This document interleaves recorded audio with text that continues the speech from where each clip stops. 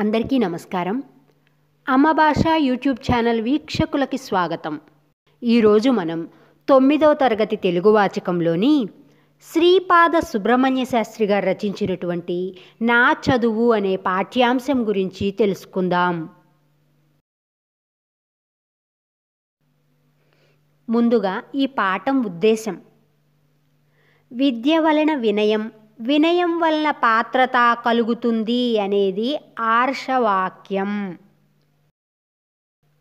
ఆర్షవాక్యం అంటే ఋషుల చేత చెప్పబడిన మాట అని అర్థం. విద్య వలన అంటే చదువు వలన వినయము, మర్యాద, నడవడి, వినమ్రత, అణకువ, పెద్దల ఎడల భక్తి కలుగుతాయి.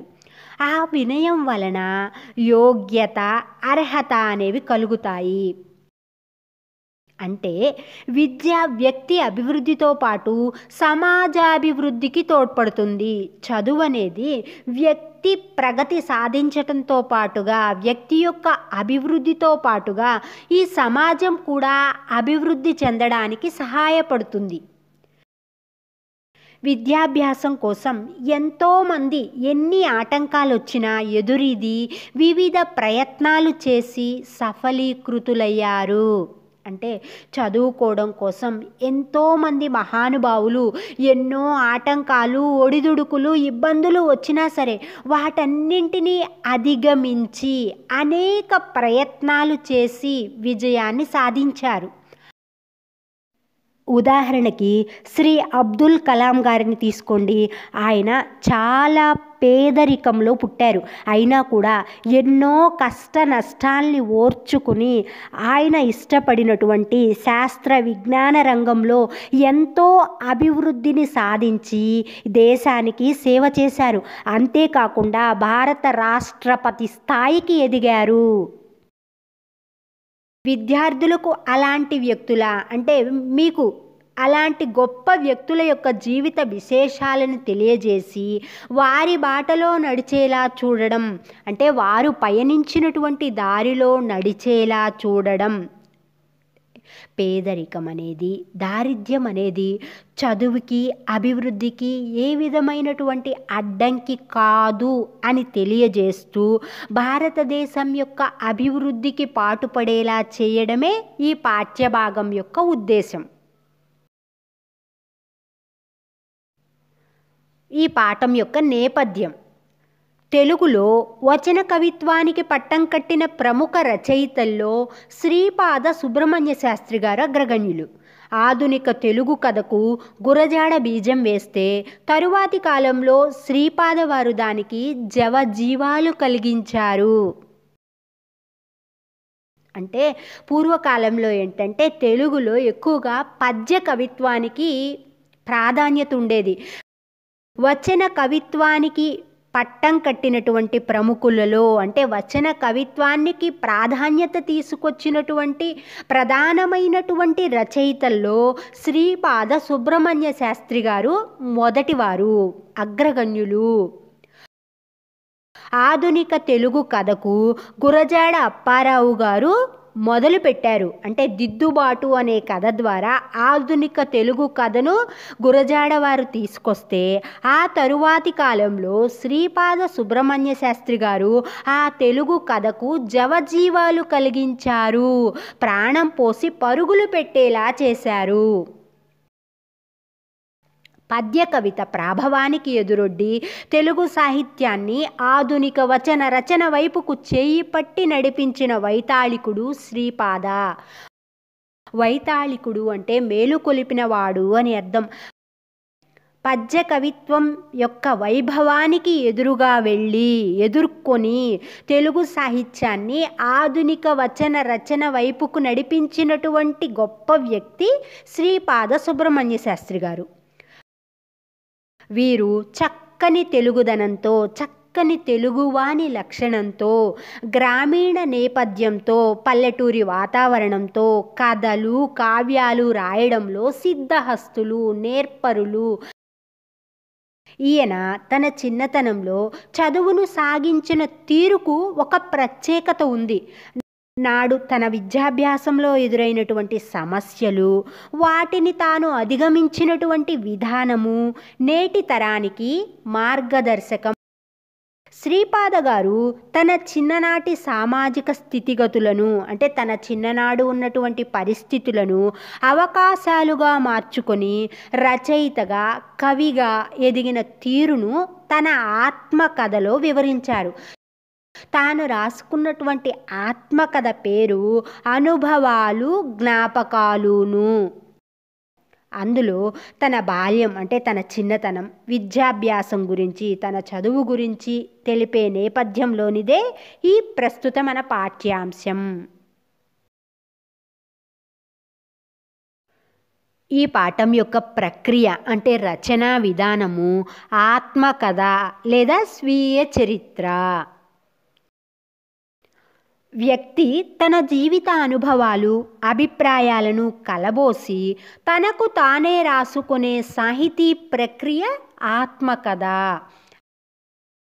అంటే వ్యక్తి తన జీవితంలో తాను పొందినటువంటి అనుభవాలని, తన యొక్క అభిప్రాయాలను, ఈ రెంటిని కలిపి తనకు తానే రాసుకునేటటువంటి సాహిత్య ప్రక్రియే ఆత్మకథ. స్వీయ చరిత్ర తన కథను తానే వ్రాసుకోవడం అన్నమాట. తనకై తాను రాసుకున్న జీవిత చరిత్ర. అవి ఆత్మకథలే అయినప్పటికీ కూడా సామాజిక జీవితాన్ని కూడా ప్రతిబింబిస్తాయి. అంటే అవి ఆత్మకథలే అయినప్పటికీ కూడా సమాజం యొక్క స్థితిగతులకి అద్దం పడతాయి. ఆత్మకథ అనేది ఉత్తమ పురుష కథనంలో ఉంటుంది. ఆత్మకథలను చదవడం ద్వారా పాఠకుడు రచయితతో కలిసి పయనిస్తున్నట్లు అనుభూతి చెందుతాడు. అందుచేతనే ఎన్ని ఆత్మకథలు, జీవిత చరిత్రలు చదివితే అన్ని జీవితాలను ఏకకాలంలో జీవించిన వారమవుతాము అంటారు. ఆత్మకథని ఇంగ్లీష్లో ఆటోబయోగ్రఫీ అంటారు. నా చదువు అనే పాఠ్యభాగం యొక్క ఇతివృత్తము స్ఫూర్తి.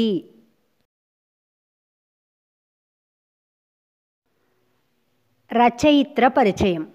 ఈ పాఠ్యభాగం యొక్క రచయిత శ్రీపాద సుబ్రహ్మణ్య శాస్త్రి గారు. 20వ శతాబ్దపు తెలుగు కథకులలో విశిష్టంగా చెప్పుకోదగినటువంటి రచయితల్లో శ్రీపాద సుబ్రహ్మణ్య శాస్త్రి గారు కూడా ఒకరు. ఈయన తూర్పుగోదావరి జిల్లా పొలమూరులో ఏప్రిల్ 23వ తేదీ 1891వ సంవత్సరంలో పుట్టారు. ఈయన తల్లి మహాలక్ష్మి సోదెమ్మ, ఈయన తండ్రి లక్ష్మీపతి సోమయాజులు. శ్రీపాద సుబ్రహ్మణ్య శాస్త్రి గారు అనేక రచనలు చేశారు. వడ్లగింజలు, మార్గదర్శి, పుల్లంపేట జరీచీర, వీరపూజ, గులాబీ అత్తరు, కీలెరిగిన వాత మొదలైనటువంటి 75 కథలను రచించారు. మిథునానురాగం, శ్మశాన వాటిక మొదలైనటువంటి నవలలు, ప్రేమపాశం, రాజరాజు, రక్షాబంధనం మొదలైనటువంటి నాటకాలు రచించారు. అంతేకాకుండా ఆయుర్వేద యోగ ముక్తావళి వంటి వైద్య శాస్త్ర గ్రంథాలెన్నో రాశారు.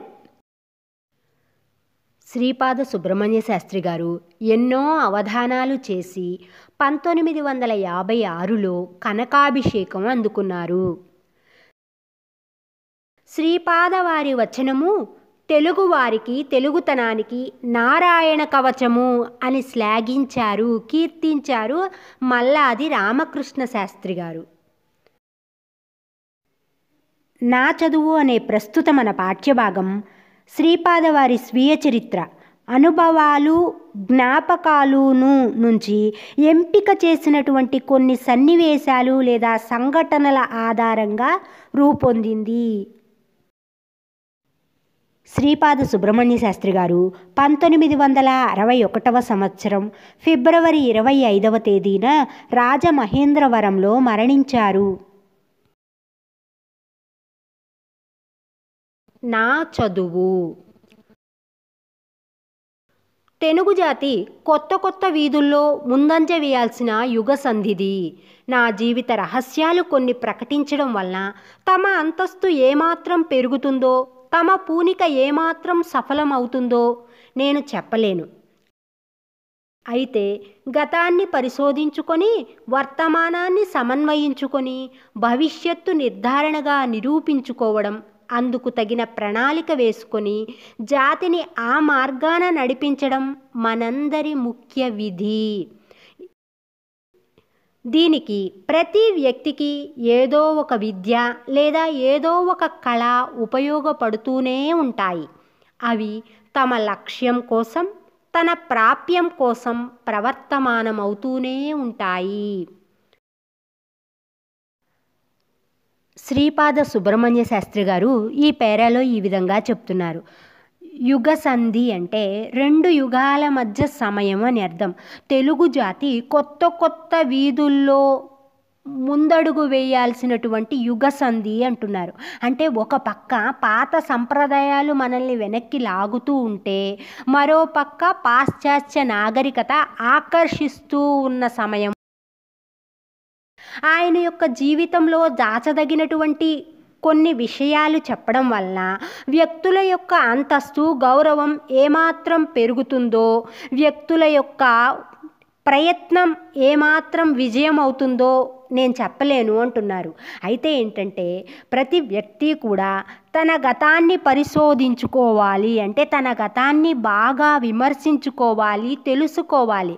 అలా తెలుసుకొని వర్తమానాన్ని అంటే ప్రస్తుత కాలాన్ని సమన్వయించుకొని, అంటే క్రమబద్ధీకరించుకొని భవిష్యత్తు నిర్ధారణగా నిరూపించుకోవడానికి తగినటువంటి ప్రణాళిక, ప్లాన్ వేసుకొని జాతిని ఆ మార్గాన నడిపించడం తెలుగువారిగా మనందరి యొక్క ముఖ్యమైనటువంటి కర్తవ్యం. దీనికి ప్రతి వ్యక్తికి కూడా ఏదో ఒక చదువు కానీ లేదా ఏదో ఒక కళ కానీ ఉపయోగపడుతుంది. అవన్నీ కూడా మనం సాధించాల్సినటువంటి లక్ష్యం కోసం, మనం పొందదగిన దానికోసం, ప్రాప్యం కోసం ప్రవర్తమానమవుతూ ఉంటాయి. అభివృద్ధి కోసం అంటే ప్రగతి కోసం పాటుపడే వ్యక్తి, కష్టపడే వ్యక్తి తన ప్రాప్యం, తాను పొందదగిన దాని గురించి మరచిపోడు. తన లక్ష్యాన్ని, తన గురిని మార్చుకోడు. తన దృక్పథాన్ని, తన దారిని మళ్ళించుకోడు. తన ప్రణాళికను చింపేసుకోడు. తన సాధనని, తన ప్రాక్టీస్ని విరమించుకోడు. తను పట్టినటువంటి దీక్షని విడిచిపెట్టుకోడు. తన ఏకాగ్రతను ఏమాత్రం చెరుచుకోడు. ఇందుకు నిద్రాహారాలు కరువైపోని, ప్రాణభయమే తటస్థించని. అంటే ఈ విధంగా చేయడం వలన తనకు నిద్ర, తిండి కరువైన, తన ప్రాణానికి భయం కలిగిన, తన ప్రాణానికి హాని కలుగుతుందని తెలిసిన అడుగు మాత్రం ముందుకే వేస్తాడు నిశ్చలంగా. అంటే తను ముందుకే వెళతాడు, అడుగు వెనక్కి వేయడు. చివరికి జయమా అపజయమా అంటే అది వేరే సంగతి. చివరికి అతడు గెలిచాడా ఓడాడా అనేది వేరే విషయం.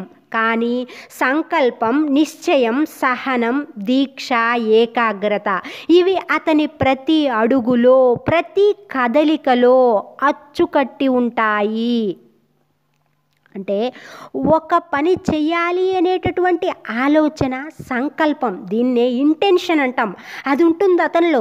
నిశ్చయం ఉంటుంది, నిర్ణయం ఉంటుంది, సహనం, ఓర్పు ఉంటుంది, ఏకాగ్రత, సాధించాలి అనేటటువంటి తపన, పట్టుదల ఉంటాయి అతని ప్రతి అడుగులో కూడా, ప్రతి కదలికలో. ఇవన్నీ కూడా మనకి యథాతథంగా కనిపిస్తాయి. అవన్నీ ఊపిని అతన్ని ముందుకు ఉరికిస్తాయి. అదిగో ఆ వికారాల విసురులే అనుభవాలు. ఆ అనుభవాల యొక్క నీడలే జ్ఞాపకాలు. వాటిలో కొన్నింటిని ఇప్పుడు మనం చూద్దామంటున్నారు శ్రీపాదవారు. పొలమూరిలోనే నా పుట్టుక. మా నాయనగారు లక్ష్మీపతి సోమయాజులు గారు. వీరు వేదం, జ్యోతిషం క్షుణ్ణంగా అభ్యసించినవారు. ధర్మశాస్త్రంలో పారంగతులు, మంత్రశాస్త్రంలో దీక్షాపరులు. ఇక్కడ నేను అంటే శ్రీపాద సుబ్రహ్మణ్య శాస్త్రి గారు. శ్రీపాద సుబ్రహ్మణ్య శాస్త్రి గారి యొక్క పుట్టుక ఎక్కడ జరిగింది? తూర్పుగోదావరి జిల్లాలోని అనపర్తి మండలం పొలమూరు అనే గ్రామంలో పుట్టారు. ఆయన తండ్రి పేరు లక్ష్మీపతి సోమయాజులు గారు. ఆయన వేదం, జ్యోతిష్యం ఈ రెండు శాస్త్రాల్ని కూడా చాలా క్షుణ్ణంగా అభ్యసించారు. ధర్మశాస్త్రంలో నిష్ణాతులు, నేర్పరి, మంత్రశాస్త్రంలో ఏమో దీక్షాపరులు, అంటే అనుకున్న కార్యాన్ని నెరవేర్చేటటువంటి గొప్పవారు. ఇక ఈయన తల్లిగారు, అమ్మగారు మహాలక్ష్మి.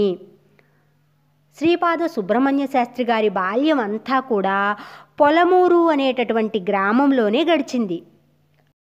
మా నాన్నగారు ఇంట్లో ఉండినంతసేపు కదలకుండా కూర్చోవడం, వారి దగ్గర జ్యోతిష్యం, వేదాలు నేర్చుకుంటూ ఉండడం, వారిల్లు కదిలారా ఊళ్ళోకి ఉడాయించడం, స్నేహితులతో ఆడుకోవడం, ఇలా నా విద్యాభ్యాసం చిన్నతనంలో జరిగిపోయింది.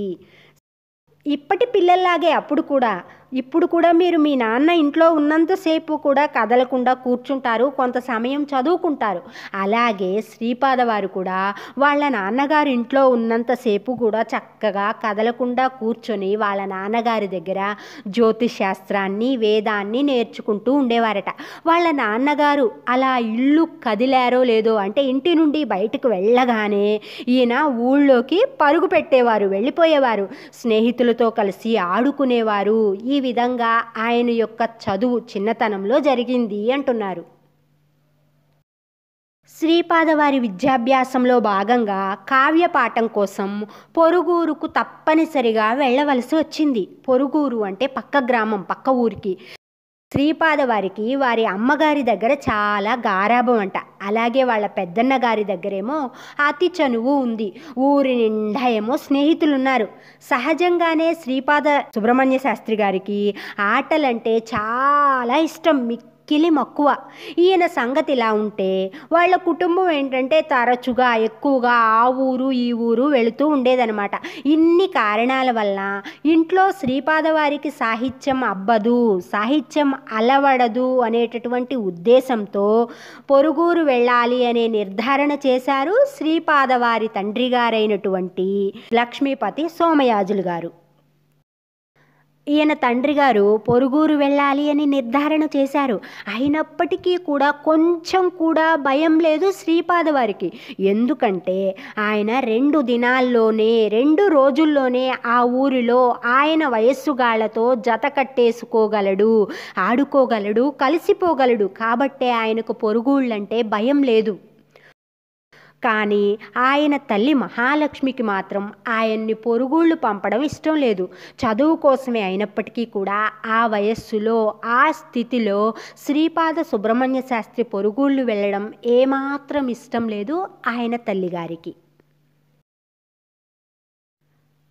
చదువు కోసం శ్రీపాద సుబ్రహ్మణ్య శాస్త్రి గారు మొట్టమొదటి వెళ్ళినటువంటి పొరుగురు వల్లూరు. వల్లూరు అనేటటువంటి ఊరు రామచంద్రాపురం తాలూకాలోని మండపేటకు 2-3 మైళ్ళల్లో ఉన్నటువంటి ఊరు. మైలు అంటే 1.6 కిలోమీటర్స్. వల్లూరు పెద్ద రైతాంగంతో, పాడి పంటలతో తొలతూగుతున్నటువంటి ఊరు.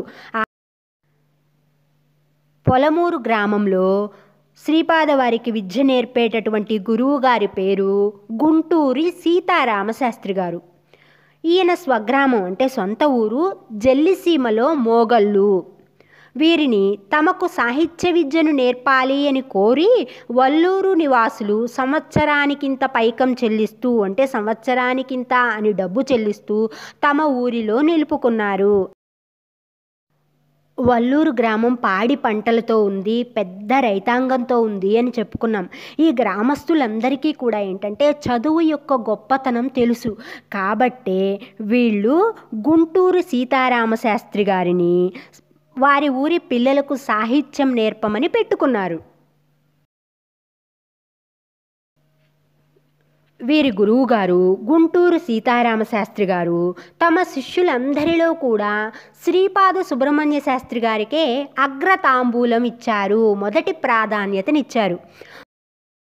వారి దగ్గర సంవత్సరంన్నర కాలం చదువుకున్నారు శ్రీపాదవారు. ఎలాంటి సందర్భంలోనూ ఎవరి మీద వారు కోప్పడ్డం చూడలేదు నేను అంటున్నారు. అంటే సంవత్సరంన్నర కాలం పాటు చదువుకున్నారు. ఆ సంవత్సరంన్నర కాలంలో కూడా ఎవరి మీద కూడా కొంచెం కూడా కోపాన్ని ప్రదర్శించలేదు గురువైనటువంటి సీతారామశాస్త్రి గారు. విద్యార్థులు అంటే ఆయనకు ఎంతో వాత్సల్యం, ప్రేమ, అభిమానము. శ్రీపాద సుబ్రహ్మణ్య శాస్త్రి గారు అంటే ఆ గురువు గారికి మరీ వాత్సల్యం, బాగా ప్రేమ. దానికి కారణం ఏంటంటే అక్కడ ఉన్నటువంటి విద్యార్థులందరిలో ఈయనే చిన్నవాడు కావడం వలన. దీంతో గురువు గారి దగ్గర విద్యార్థులకు ఎవరికీ లేని చనువు అంటే ప్రేమ, స్నేహం ఈయనకు దొరికింది. అక్కడ ఉండినంత కాలం అంటే సంవత్సరంన్నర కాలం పాటు ఆయన దగ్గర చదువుకున్నారు. ఆ కాలంలో ఎప్పుడూ కూడా శ్రీపాద వారికి తన తల్లిదండ్రులను విడిచి ఉండినట్టే అనిపించలేదట. అంటే గురువే తల్లి తండ్రి అయ్యి ప్రేమగా పెంచారు. తల్లిదండ్రులు తమ పిల్లల పట్ల సరి అయిన శిక్షణ అలవరిస్తే వారికి అసభ్య ప్రవర్తన ఎందుకు అలవడుతుంది? అంటే ప్రతి తల్లిదండ్రులు కూడా తమ పిల్లల్ని సరైనటువంటి మార్గంలో సరి అయినటువంటి తర్ఫీదుని ఇస్తే వాళ్ళకి నీచమైనటువంటి ప్రవర్తన ఏ విధంగా అబ్బుతుంది, ఏ విధంగా సిద్ధిస్తుంది? డబ్బు సంపాదించడంలో లేదు, దానిని జాగ్రత్త చేయడంలో ఉంది విశేషం. డబ్బు ఎవరైనా సంపాదించవచ్చు, కానీ దాన్ని జాగ్రత్త చేయడంలోనే విశేషం ఉంది అంటున్నారు. అదేవిధంగా బిడ్డల్ని అందరూ కంటారు, అంటే బిడ్డలు అందరికీ ఉంటారు, కానీ ఆ బిడ్డలకి సభ్యత అలవరచడంలోనే ఉంది గొప్పతనం. అంటే ఆ పిల్లలకి సంస్కారం, మర్యాద నేర్పించడంలోనే గొప్పతనం ఉంది. అదే తల్లిదండ్రుల ప్రయోజకత్వం. ప్రయోజకత్వం అంటే కార్యాన్ని నెరవేర్చేటటువంటి లక్షణం. ప్రతి తల్లిదండ్రులు తమ పిల్లలకి సభ్యత, సంస్కారాల్ని అలవర్చాలి, పెద్దలను గౌరవించాలని, పిల్లల్ని అభిమానించాలని, అలాంటి మంచి విషయాల్ని చెప్పాలి. జాతిని పెంచేది పశు ప్రవృత్తి, జాతిని సరిదిద్దేది మాత్రం మానవ ప్రవృత్తి. పశువులకి ఏది మంచి ఏది చెడు అనేటటువంటి విచక్షణ జ్ఞానం ఉండదు, కానీ మానవులకి ఆ విచక్షణ తెలుసు. కాబట్టి జాతిని సరిదిద్దేదేంటి? మానవ ప్రవృత్తి. అందుకే తల్లిదండ్రులు పిల్లల్ని సరి అయినటువంటి దారిలో, సరి అయిన మార్గంలో నడిపించాలి. వల్లూరులో సీతారామశాస్త్రి గారి దగ్గర ఉన్నటువంటి విద్యార్థులు నలుగురు కూడా వారాలు చేసుకునేవాళ్ళు. వారాలు చేసుకోవడం అంటే విద్యాభ్యాస సమయంలో రోజుకు ఒకరి ఇంటిలో భోజన వ్యవస్థను ఏర్పరచుకోవడం అన్నమాట. గురుకుల వాసం, వారాల భోజనం చదువుకునే వారికి మంచివి అనే శ్రీపాద సుబ్రహ్మణ్య శాస్త్రి గారి నమ్మకం ఇప్పటికీ కూడా. తెలివితేటలు, శ్రద్ధ ఎలా ఉండినా ముందు అణుకువ, విధేయత ఉంటే గాని ఊరివారు వారాలివ్వరు విద్యార్థులకు. గురువులు పాఠాలు చెప్పరు. ఆ రోజుల్లో గురువుల దగ్గరికే విద్యార్థి వెళ్ళి అతనికి సేవ చేసుకుని అతని ద్వారా విద్యని అభ్యసించేవాడు. అదేవిధంగా నలుగురిళ్ళకి వెళ్ళి ఈరోజు నాకు భోజనం మీరు పెట్టగలరా, ఈరోజు మీ వద్ద నాకు భోజనం లభిస్తుందా అని వినయంగా అడుగుతారు. అలా ఉండాలి అంటే పిల్లలకి కేవలం తెలివితేటలు, శ్రద్ధ ఉంటే సరిపోవు. ప్రజల పట్ల అణకువ, వినయం, విధేయత, గర్వం లేకపోవడం, ఇలాంటి లక్షణాలన్నీ ఉండాలి. అలాంటి లక్షణాలు ఉన్నప్పుడే ఊరి వాళ్ళు వాళ్ళకి వారాలు ఇచ్చేవారు, అంటే భోజనం పెట్టేవారు. గురువులు కూడా పాఠాలు చెప్పేవారు. విద్యా విషయమై ఇంటి దగ్గర తల్లిదండ్రులు శ్రద్ధ పడుతూ ఉన్నా కూడా ఇక్కడ విద్యార్థులకు అదేదీ కూడా ఉపయోగపడదు. బాధ్యత అంతా కూడా ఎవరిది? విద్యార్థులదే. వీళ్ళు వారాలు చేసుకుని భోజనం చేసేవారు అనుకున్నాం కదా. వారాల భోజనంలో వింత వింత అనుభవాలు కలుగుతాయి. ఒక్కొక్క వారం నిమిషాల మీద కుదిరిపోతుంది. అంటే వెళ్ళగానే భోజనం పెడతామనేవారు, కానీ ఒక్కొక్క వారం ఏంటంటే మిక్కిలి శ్రమ పడితే కానీ కుదరదు. ఒక ఇల్లాలు ఏదో వచ్చాడు తింటాడు పోతాడు అన్నట్లుగా నిరసన భావంతో తిరస్కార భావంతో భోజనం పెడుతుంది. కానీ ఇంకొక ఇల్లాలేమో తల్లిలాగా బుజ్జగిస్తూ పెడుతుంది. కన్న తల్లి వలె ప్రేమగా తిను నాయనా, ఇది వేసుకో అది వేసుకో అంటూ ప్రేమగా పెడుతుంది. ఈ వ్యత్యాసాలకు తోడు అంటే ఈ తేడాలకు తోడుగా భోజనానికి వేళ పాళ ఉండదు, ఒక సమయం అనేది ఉండదు, ఒక అంతస్తు ఉండదు. రకరకాల భోజనాలు ఉన్నా కూడా కోరుకున్నది మాత్రం దొరకదు. మరి ఇంటి దగ్గర తల్లి అయితే ఏం కావాలో తెలుసుకుని ఆ పిల్లవాడికి ఇష్టమైన వండి పెడుతుంది. కానీ ఇక్కడ వాళ్ళు ఏది వండారో వాళ్ళు ఏది పెట్టారో అది తినాలి ఇక్కడ వారాల భోజనంలో. గురువు దగ్గర చదువుకుంటూ వారాలు చేసుకునేటటువంటి విద్యార్థులందరూ కూడా బ్రహ్మచారులే అయినప్పటికీ, అంటే బ్యాచిలర్సే అయినప్పటికీ కూడా వారాలు చేసుకునే విద్యార్థి అవలంబించేది బ్రహ్మచర్యమైన ఈదేది మాత్రం సంసార సాగరం, సంసారం అనేటటువంటి సముద్రం. ఇందువలన చదువుతో పాటు గృహకృత్యాలు నిర్వహించుకునే నేర్పు కూడా అలవడుతుంది. అంటే చదువుకోవడంతో పాటుగా ఇంటి పనులు చేసేటటువంటి సామర్థ్యం కూడా వీళ్ళకి అలవాటవుతుంది. ఇంగిత జ్ఞానం కలుగుతుంది, లోక జ్ఞానం కలుగుతుంది, సంస్కారం అబ్బుతుంది, మర్యాద గౌరవం ఇవన్నీ కూడా అలవడతాయి. వారాలు చేసుకుంటూ శ్రీపాద సుబ్రహ్మణ్య శాస్త్రి గారు చదువుకున్న కాలం 4-5 ఏళ్లకే ఈ అనుభవాలన్నీ కలిగాయి ఆయనకి. మొత్తానికి 4 పొరుగుళ్లలో చదువుకున్నటువంటి శ్రీపాద సుబ్రహ్మణ్య శాస్త్రి గారు 4 చోట్ల వారాలు ఏర్పాటు చేసుకున్నారు. పొరుగురైనటువంటి వల్లూరులో తన అనుభవాల్ని గురించి శ్రీపాద వారి ఈ విధంగా చెబుతున్నారు. వల్లూరిలో నేను సూర్యోదయం మునుపే మేలుకోవాలి, అంటే సూర్యోదయానికి ముందే లేవాలి. స్తండిల శయ్య విడిచి లేచిపోవాలి. స్తండిల శయ్య అంటే పడుకునే మంచం, నిద్ర నుంచి లేచి వెళ్ళాలి. ఎంత బద్ధకంగా ఉండినా కాలకృత్యాలు తీర్చుకోవడం తడవుగా నా చెంబు నేనే తోముకోవాలి. చన్నీళ్లతో స్నానం చేసి నా బట్టలు నేనే ఉతుక్కోవాలి, ఆరవేసుకోవాలి, వాటిని జాగ్రత్త చేసుకోవాలి. ఏం చెప్తున్నారు? నిద్ర పొద్దున్నే లేవాలి అంటే మనకి ఎంతో బద్ధకంగా ఉంటుంది. ఎంత బద్ధకంగా ఉన్నా కూడా సూర్యోదయానికి ముందే మంచం మీద నుంచి లేవాలి. కాలకృత్యాలు తీర్చుకొని నా చెంబుని నేనే శుభ్రంగా తోముకోవాలి, చన్నీళ్లతో స్నానం చేయాలి, నా బట్టలు నేనే ఉతుక్కోవాలి, ఉతికిన బట్టల్ని ఆరవేసుకోవాలి, ఆరవేసుకున్న బట్టలు ఎండిన తర్వాత వాటిని జాగ్రత్త చేసుకోవాలి. వీటన్నింటితో పాటుగా పాత పాఠాలు చింతన చేసుకోవాలి. చింతన చేసుకోవడం అంటే పలుమార్లు వల్లె వేసుకోవడం అన్నమాట. నిన్న చెప్పినటువంటి పాఠాలని మళ్ళీ మళ్ళీ చదువుకోవాలి, అది మరుపు రాకుండా వల్లించుకోవాలి. కొత్త పాఠం స్వయంగా చూచుకుని, అంటే గురువుగారి వాళ్ళ ఏం చెప్పాలి అనే పాఠాన్ని చూసుకొని దానికి ఒక క్రమాన్ని ఏర్పరచుకోవాలి. తర్వాత అది గురువుగారి వీలు కనిపెట్టి చెప్పించుకోవాలి. గురువుగారు ఎప్పుడు ఫ్రీగా ఉంటారో చూసుకుని అప్పుడు వెళ్ళి గురువుగారి దగ్గర ఆ పాఠాన్ని చెప్పించుకోవాలన్నమాట.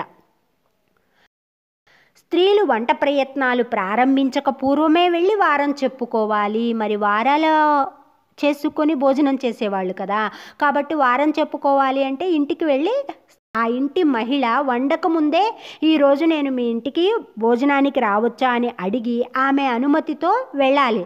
అలా వెళ్ళాలి అంటే ఆమె వంట ప్రయత్నాలు చేయకముందే ఆమెకు వెళ్ళి చెప్పుకోవాలన్నమాట. వేళ కనిపెట్టుకొని మళ్ళా రాత్రి భోజనం చేయాలి. వెంటనే పడుకొని నిద్రపోవడం కుదరదు కదా. దేహళీ దత్త దీపం దగ్గర కూర్చొని, అంటే వెలుగుతున్నటువంటి దీపం దగ్గర కూర్చొని చదువుకోవాలి. ఇంటి వారికి ఎలాంటి ఇబ్బంది కలగకుండా, ఇంటి వారికి చిరాకు పుట్టకుండా గట్టిగాను లేకపోతే మెల్లగాను చదువుకోవాలి. అదే ఇంట్లో అయితే అర్ధరాత్రి అయినా సరే ముసుగు తన్నుకు నుండి, ఒకవేళ దాహం అయిందనుకోండి, అమ్మా లే నాకు వాటర్ కావాలి నీళ్ళు తీసుకురా అని గద్దించి అడుగుతాం.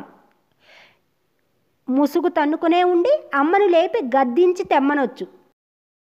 అక్కడ మాత్రం రాత్రివేళ దాహం కావచ్చు కనుక ముందే జాగ్రత్త పడి సిద్ధంగా ఉంచుకోవాలి. పడుకునే ముందే పక్కన మంచినీళ్ళ చెంబు పెట్టుకోవాలన్నమాట. ఆ మంచినీళ్ళ చెంబు నిద్ర మత్తులో ఒత్తిగిలడంతో, అంటే అటు ఇటు నిద్రలో పొల్లుతారు కదా, అలా ఉన్నప్పుడు చేతికో కాలుకో తగిలి నీళ్లు ఒలికిపోతే పడుకున్నటువంటి చాప మీద గావంచ, ముసుగు పెట్టుకున్న దుప్పటి ఇవన్నీ కూడా తడిసిపోకుండా ఉండేటట్లుగా జాగ్రత్త పడాలి.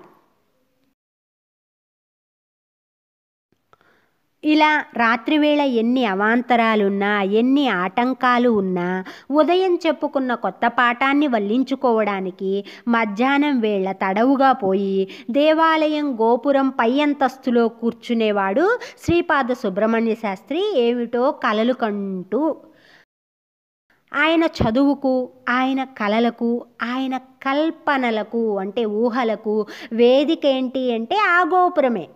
అక్కడి నుంచి చూస్తే, అంటే ఆ గోపురం మీద నుంచి చూస్తే ఎదుట వరుసగా విరగబూసినటువంటి బొగడ చెట్ల శిఖరాలు, ఎడం వైపునేమో ముడుచుకుపోయిన కలువలతో నిండిన కోనేరు, వెనుక చిరుగంటలతో ధ్వజస్తంభాగ్రము అంటే ధ్వజస్తంభం యొక్క పైభాగము కనిపిస్తుంటుంది.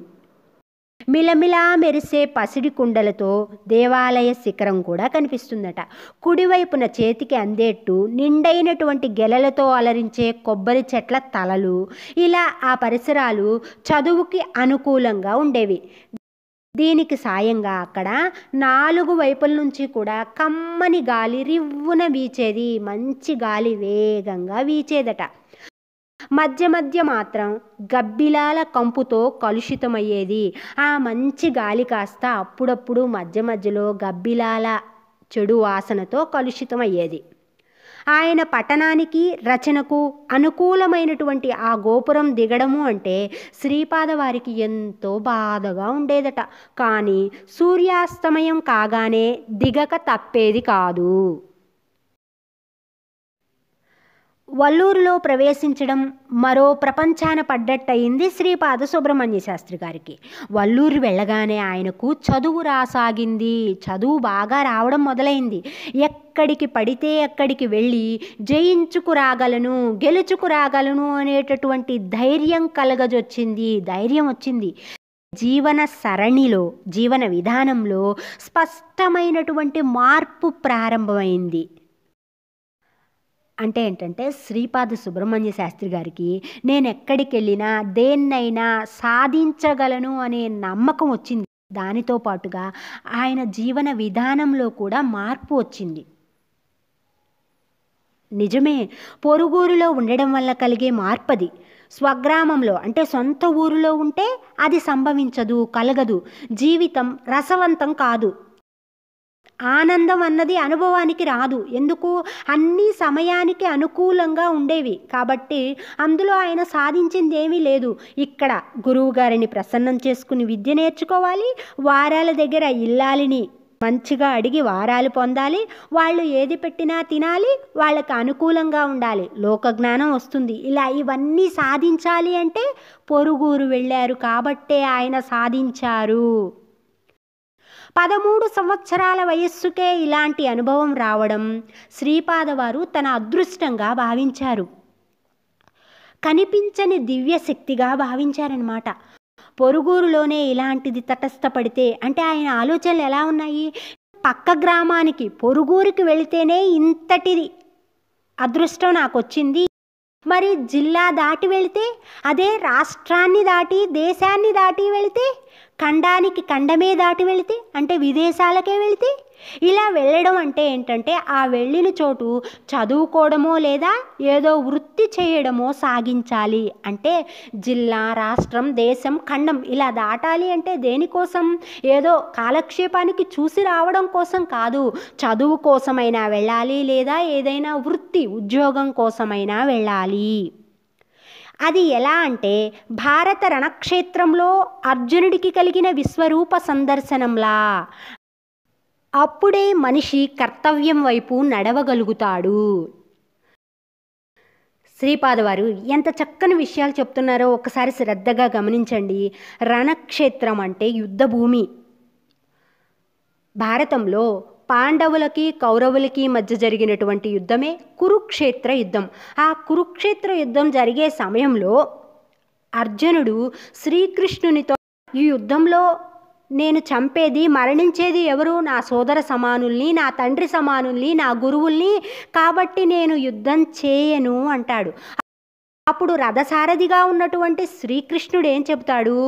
భగవద్గీతను చెబుతాడు అర్జునుడికి. అంతేకాకుండా తన యొక్క విశ్వరూపాన్ని ప్రదర్శించి చూపిస్తాడు. ఆ విశ్వరూప సందర్శనం అర్జునుని కళ్ళ ముందు సాక్షాత్కరించడం వల్ల అర్జునుడు పులకించిపోతాడు. అతనిలోని మోహం అంతా కూడా తొలగిపోతుంది. అతని కర్తవ్యం అర్థమవుతుంది.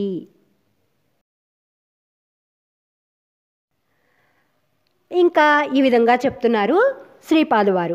ఈయన వల్లూరు నుంచి పొలమూరు ప్రవేశించేటప్పటికీ ఆయన దినచర్యకు ఆటంకం కలిగేది అంటున్నారు. దీనికి కారణం ఏంటి అంటే, ఆ గ్రామంలో ఆయన స్నేహితులు, అంటే సొంతూరులో బోలెడు మంది స్నేహితులు ఉంటారు కదా ఆయనకి, ఆ స్నేహితులు మిత్రులు ఈయన వచ్చాడు అని తెలిసేటప్పటికీ వాళ్ళందరూ కూడా ఎగిరి ఇంటికి వచ్చి రా ఆడుకుందాం అనేవారు. ఈయన వాళ్ళ నాన్నగారి అనుమతి తీసుకొని ఆ స్నేహితులతో జత కట్టేవాడు. ఆ స్నేహితులతో ఆడుకోవడానికి వెళ్ళేవాడు. ఆ సహచరులందరూ కలిసి ఎన్నో ఆటలు ఆడేవారు. ఆ ఆటల్లో వాళ్ళందరికీ కూడా కుండబంతి ఆట అంటే చాలా ఇష్టం. ఆ రోజుల్లోని బాల్య క్రీడల్లో ఒక ఆట కుండబంతి ఆట అనమాట. అందులో వాళ్ళ ఊళ్ళో వీళ్ళని ఎవ్వరూ కూడా గెలవలేకపోయేవారు. అప్పుడప్పుడు వీళ్ళు ఉప్పట్టి ఆట ఆడేవాళ్ళు, ఇంకా చెడుగుడు ఆట కూడా ఆడేవాళ్ళట. చెడుగుడు అంటే ప్రస్తుతం మనం కబడ్డీ అంటాం కదా, అదే. వీళ్ళ ఊళ్ళో చెరుకు తోటలు ఎక్కువగా ఉండేవి. చెరుకు పానకం కోసం వీళ్ళందరూ కూడా రోజుకు ఒక గానుగ దగ్గరికి వెళ్ళేవాళ్ళు. వీళ్ళు ఎక్కడికి వెళ్ళినా కూడా వాళ్ళందరూ కూడా వీళ్ళకి చెరుకు పానకాన్ని, చెరుకు గడలు, అలాగే వేడివేడి బెల్లాన్ని ప్రీతిగా ఇష్టంగా ఇచ్చేవారు ఆ రైతులు. వేసవిలో ముంజలు కొట్టించుకు తినడం వీళ్ళ ముఖ్య కార్యాలలో ఒకటి. ఎండాకాలం సెలవుల్లో తాటికాయలు కొట్టించుకొని వాటి నుండి ముంజలు తీయించుకొని తినడం వీళ్ళు చేసేటటువంటి ముఖ్యమైన పనుల్లో ఒక పని. శ్రీపాదవారికి ఆయన స్నేహితులతో కలిసి ఊరికి దగ్గరగా ఉన్నటువంటి వనములమ్మ గుడికి నైరుతిగా ఉన్న కాలువలో ఈత కొట్టడం అంటే చాలా ఇష్టం, మహా సరదా. ఎంత ఈదినా ఇంకా ఈదాలి అనే కోరిక చచ్చేది కాదు. అంటే స్విమ్మింగ్ అంటే ఆయనకు చాలా ఇష్టం అన్నమాట. అందుకే ఎంతసేపు స్విమ్మింగ్ చేసినా ఇంకా చేయాలి అనే కోరిక ఉండేదట. ఈ కాలువలో ఈత కొడుతున్నప్పుడు వల్లూరులో ఆనాడు జరిగినటువంటి ఒక సంఘటన ఆయనకి బాగా గుర్తొచ్చింది. ఏంటా సంఘటన అంటే, వల్లూరులో ఆ రోజు ఆయన స్నానానికి వెళ్ళేటప్పటికీ నానా అల్లరిగా ఉంది కోనేటి పావంచాల రేవు. స్నానాలు చేస్తున్నటువంటి విద్యార్థుల్లో కొందరు ఆ కోనేరులో ఉన్నటువంటి నీళ్లు కలచివేస్తూ ఒకళ్ళ మీద ఒకళ్ళు నీటిని చల్లుకుంటూ కేరింతలు కొడుతూ ఉన్నారు. దీనివల్ల గృహములకు నీళ్లు తీసుకువెళ్ళే మహిళలు సైతం, అంటే ఇంటి అవసరాల కోసం నీళ్లు తీసుకెళ్ళడానికి వచ్చే స్త్రీలు కూడా వేరే రేవుకు తరలిపోతున్నారు, వేరే రేవుకు వెళ్ళిపోతున్నారు. వాళ్ళ మధ్య స్నానం చేయడం శ్రీపాదవారికి ఏమాత్రం ఇష్టం లేకపోయిందంట. అలాంటి వాతావరణం అంటే ఆయనకి ఏమాత్రం సరిపోదు. అంచేత ఆయన ఆ పావంచాల రేవుకి 25 గజాల దూరంలో పడమరగా ఉన్నటువంటి కాలరేవు వెళ్ళి అక్కడ స్నానం చేద్దామనుకున్నారు ఆ రోజు. స్నానం చేస్తున్న వేళ వచ్చిందావిడ తడి బట్టలతో చిన్న బిందె భుజాన పెట్టుకొని విసుక్కుంటూ గొణుక్కుంటూను. అంటే ఈయన స్నానం చేస్తున్నప్పుడు ఒక స్త్రీ అక్కడికి తడి బట్టలతో బిందె తీసుకుని మంచినీళ్ళ కోసం వచ్చిందట, గొణుక్కుంటూ వచ్చింది. అయితే ఆయన ఉన్నటువంటి రేవులో దిగడం కష్టమే, ఎక్కడం కూడా కష్టమే. ఆ వచ్చినటువంటి స్త్రీ ఏమో 60 ఏళ్ళు దాటినటువంటి స్త్రీ కాబట్టి ఆమె బిందె భుజాన పెట్టుకొని ఎక్కడం సాధ్యం కాదు. కాబట్టి ఈయన్ని పిలిచి, నాయనా దిగి మళ్ళీ ఎక్కలేను, ఈ బిందె ముంచి నాకు అందిస్తావా అని అడిగింది. దానికి శ్రీపాదవారు బదులు చెప్పలేదు, అంటే మారు మాట్లాడలేదు. ఆమె వద్ద బిందె తీసుకొని మరింత లోతుకు వెళ్ళి నిర్మల జలం, అంటే స్వచ్ఛమైన నీటిని ముంచి బిందెని ఆమెకు అందించారు. ఆమె చాలా సంతోషించి ఆశీర్వచనం చేసి, అంటే సుఖంగా ఉండు నాయన, సంతోషంగా ఉండు అని ఆశీర్వదించి ఆయన్ని ఇంటికి రమ్మని పిలిచిందట. ఒక పటిక బెల్లం ముక్క ఆయన చేతికి అందించి తిను నాయనా అంది. అప్పుడు ఆయన ఏమనుకున్నారు, రేవులో నుంచి బిందె ముంచిచ్చారు కదా, అందుకు ప్రతిఫలమేమో, అంటే అందుకు మారుగా ఇస్తుందేమో అనుకున్నారు. నేను ఒక్కటి అడుగుతాను, అంటే కోరతాను, నువ్వు అది చేసి పెట్టాలి, ఎక్కడా ఎప్పుడు ఎవరితోనూ చెప్పకూడదు, ఏమంటావు అని అడిగింది ఆవిడ. ఎవరికి చెప్పను అన్నారు శ్రీపాదవారు. అంతే, ఉత్తర క్షణంలో అంటే మరుక్షణంలో పైట కొంగులోంచి ఒక పుస్తకం తీసి ఈయన మీద పడేసింది ఆవిడ. అది చదివి వినిపిస్తూ ఉండమని కోరింది. ఎటూ చెప్పలేకపోయాను, కాదని అనలేకపోయాను అంటున్నారు శ్రీపాదవారు. అంటే ఆవిడ కోరిన కోరికని కాదు అని తిరస్కరించలేకపోయారు. ఆవిడిచ్చినటువంటి ఆ పుస్తకం తీసుకున్నారు. అప్పటి వరకు శ్రీపాదవారు ఏంటంటే కథలు వింటున్నారు, అలాగే కథలు చెబుతున్నారు, కొత్త కథల్ని అల్లుతూ ఉన్నారు. కానీ కథల పుస్తకం చూసి ఎరుగను అంటున్నారు. అప్పటికి ఆయనకు అసలు కథల పుస్తకాలు ఉంటాయి అని తెలియదంట. తనకి తానే సొంతంగా కథలు చెప్పగలుగుతున్నారు, కొన్ని కథలు విని చెప్పగలుగుతున్నారు. అంతేకాని కథల పుస్తకాలు ఉంటాయని ఆయనకి తెలీదు. ఆయన ఎప్పుడూ ఆ పుస్తకాలని చూడలేదు. రోజు ఆమె ఇచ్చినటువంటి కథల పుస్తకంలోని కథలు చదివి వినిపించడం మొదలుపెట్టారు. ఆమెమో పటిక బెల్లం ముక్క, మంచినీళ్ళు ఒక్క మాటే, అంటే ఒక్కసారే తెచ్చి అక్కడ ఉంచేది. ఈ కథల మాధుర్యం ముందు పటిక బెల్లం తీపి ఏ మూలకి అనిపించింది. అంటే ఆవిడ రోజు కథలు చదివి వినిపించుకునేది. అలా చదివినందుకు కానీ ఆయనకి రోజు పటిక బెల్లం ముక్క, మంచినీళ్ళు ఇచ్చేది. అవి రెండూ కూడా ఒక్కసారే తెచ్చి పక్కన పెట్టుకునేది. ఈయన ఏమంటున్నారు శ్రీపాదవారు అంటే, ఆ కథల ముందు, ఆ కథల తీయదనం ముందు ఆమె పెట్టేటటువంటి పటిక బెల్లం ఏమాత్రం తీయదనం కాదు అంటున్నారు. అంటే ఆ పటిక బెల్లం తీపి కంటే ఆ కథలలోని మాధుర్యమే ఎక్కువ అని చెప్పకనే చెబుతున్నారు. శ్రీపాద సుబ్రహ్మణ్య శాస్త్రి గారు వల్లూరులో పగలంతా సహచరులతో అంటే స్నేహితులతో ఆటలాడినా, పొలాల్లో తిరిగినా, ఇంటికి తిరిగి వచ్చిన తరువాత కావ్య పఠనం పట్ల అశ్రద్ధ చేయలేదు. అంటే ఇంటికి వచ్చాక శ్రద్ధగా కావ్య పఠనం చేసేవారన్నమాట. సంస్కృతంలోని ప్రాచీన కావ్యం మేఘ సందేశం, భారవిలోని కొన్ని సర్గలు, తెలుగులోని అనేక కావ్యాలతో పాటు ప్రబంధాలు పఠించగలిగాను. ఏమంటున్నారు శ్రీపాదవారు అంటే, సంస్కృత మహాకవుల్లో కాళిదాసు గారు, భారవి గారు పేరెన్నికగన్న వాళ్ళు అనమాట. కాళిదాసు గారు రచించినటువంటి కావ్యం మేఘ సందేశము, అలాగే భారవి గారు రచించినటువంటిది కిరాతార్జునీయం అనేటటువంటి కావ్యం. అందులో 19 సర్గలు ఉన్నాయట.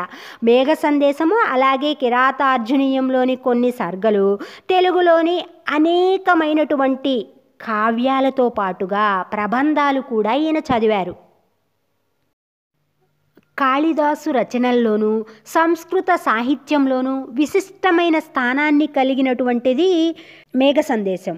అలాంటి మేఘ సందేశాన్ని, అలాగే భారవి రచించినటువంటి కిరాతార్జునీయం అనేటటువంటి పద్య కావ్యాన్ని ఈయన చదవగలిగారు అంటే ఈయన భాషా నైపుణ్యము, ఈయన నేర్పు ఎంతటివో మనం అర్థం చేసుకోవచ్చు. అంటే అంత చిన్నతనంలోనే భాష పట్ల పట్టుని, నైపుణ్యాన్ని ఆయన సాధించగలిగారు. ఈయన కాళిదాసు, భారవి రచనలతో పాటుగా తెలుగు సాహిత్యాన్ని, ఇంకా ప్రబంధాలని చదివారు కదా. అయితే ఏంటంటే కావ్యాన్ని చక్కగా పఠించాలన్నా, కావ్యాల్ని చక్కగా రాయాలన్నా మనకు భాష పట్ల పటుత్వం అంటే యోగ్యత, బిగువు, పట్టు అనేది ఉండాలి. అది ఈయనకు చిన్నప్పుడే అబ్బింది, చిన్నప్పుడే అలవడింది. అది ఎలా అంటే అంటూ ఈ విధంగా చెప్తున్నారనమాట. చిన్నతనంలోనే శ్రీపాద సుబ్రహ్మణ్య శాస్త్రి గారికి లక్షణం కంటే లక్ష్యం ప్రధానం అయింది. దాపరికం ఎందుకు అంటే దాయడం ఎందుకు, గ్రంథాలు చదివే నేను భాష తెలుసుకున్నాను, స్త్రీలను ఆశ్రయించి నేర్చుకున్నాను. నేను తెలుగు భాష ప్రయోగ విజ్ఞానం కూడా స్త్రీల వల్లనే నాకు అలవడింది అని చెప్తున్నారు. పురుషుల భాషలో కంటే స్త్రీల భాషలో మాధుర్యము అంటే తీయదనము, హృదయాలను పట్టివేసే జాతీయత ఆయనకు కనపడింది అంటున్నారు. అంటే స్త్రీ భాషలో స్వదేశం పట్ల, దేశ సాంస్కృతిక ఐక్యత పట్ల అభిమానం కనబడింది, అంతేకాకుండా మాధుర్యం కనబడింది అంటున్నారు. స్త్రీల మాటల పొందిక, వారి యొక్క హావభావ ప్రదర్శన చాతుర్యము తెలుగు భాషలో నాకు మాతృభిక్షను ప్రసాదించాయి అంటున్నారు శ్రీపాదవారు. ఈ విశేషం కనబడగానే స్త్రీల గోష్ఠి అంటే స్త్రీల సభ జరిగే చోట, స్త్రీలు నలుగురు కలిసి మాట్లాడుకునే చోట ఈయన పొంచి ఉండడం, ఈయన దాగి ఉండడం ప్రారంభించారట.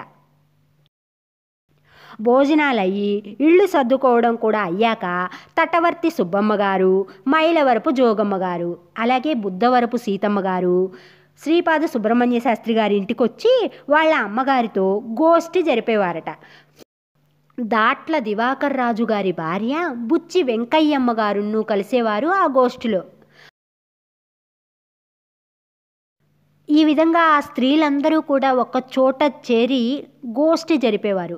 వాళ్ళ దృష్టిలో అంటే ఆ స్త్రీల దృష్టిలో అది కాలక్షేపం కోసం, లోకాభిరామాయణం విడేయడం అంటే టైంపాస్ కోసం అనమాట. ప్రత్యేకించి ఒక విషయం కాక అవి ఇవి అని మాట్లాడుకోవడం కోసం. కానీ శ్రీపాదవారి దృష్టిలో అది రసమహితమైనటువంటి సాహిత్య గోష్ఠి. అలా వాళ్ళు కాలక్షేపం కోసం గోష్ఠి జరిపేవారు కదా. అప్పుడు ఆ నలుగురిలో కూడా మళ్ళీ ధోరణి విభేదించేది, వాళ్ళ ధోరణి ఒకే విధంగా ఉండేది కాదట. స్పష్టంగా తెలిసేది అది ఏంటంటే, బుద్ధవరపు సీతమ్మ గారేమో ఛలోక్తులు విసిరేవారు, అంటే చమత్కారపు మాటలు మాట్లాడేవారు. మైలవరపు జోగమ్మ గారేమో శ్లేషలు కురిపించేవారు. అలాగే శ్రీపాదవారి అమ్మగారు మహాలక్ష్మమ్మ గారేమో సామెతలు, పలుకుబళ్ళు విరజిమ్మేవారు. తటవర్తి సుబ్బమ్మ గారు నిండు కుండలాగా నిశ్చలంగా మాట్లాడేవారు. అలాగే బుచ్చి వెంకయ్యమ్మ గారి భాష ఏమో రాణుల ధోరణిలో ఠీవిగా ఉండేది. నవరసాలు చిప్పిలేవి ఆ గోష్ఠిలో, ఆ మహిళల యొక్క గోష్ఠిలో 9 రసాలు కూడా ఊబికేవి. సరస్వతి లాస్యం చేస్తున్నట్లుండేదప్పుడు అక్కడ, అంటే సరస్వతీదేవి నృత్యం చేస్తుందా అన్నట్లుగా ఉండేదట వారి సంభాషణ. కాళిదాసు నాలుక మీద బీజాక్షరాలు రాసిందట కాళికాదేవి. ఈయన చెవిలో ఆ మాతృదేవతలు బీజాక్షరాలు కుమ్మరించారు. ఏమంటున్నారంటే శ్రీపాదవారు, కాళిదాసు నాలుక మీద కాళికాదేవి బీజాక్షరాలు రాసింది, కానీ ఇక్కడ నా చెవిలో ఈ మాతృదేవతలు బీజాక్షరాలు కుమ్మరించారు, బీజాక్షరాలు బోధించారు. ఇవాళ నేను రాస్తున్నటువంటి భాష వారు అనుగ్రహించిన దానిలో సహస్రాంశమైనా కాదు. ఇంత చేస్తే శ్రీపాదవారు ఏమంటున్నారంటే, ఆ మాతృమూర్తులు నాకు ఎంతో అనుగ్రహించారు. వాళ్ళు అనుగ్రహించినటువంటి భాషలో ఇప్పుడు నేను రాస్తున్నటువంటి భాష సహస్రాంశమైనా కాదు, 1000వ వంతు కూడా కాదు అంటున్నారు.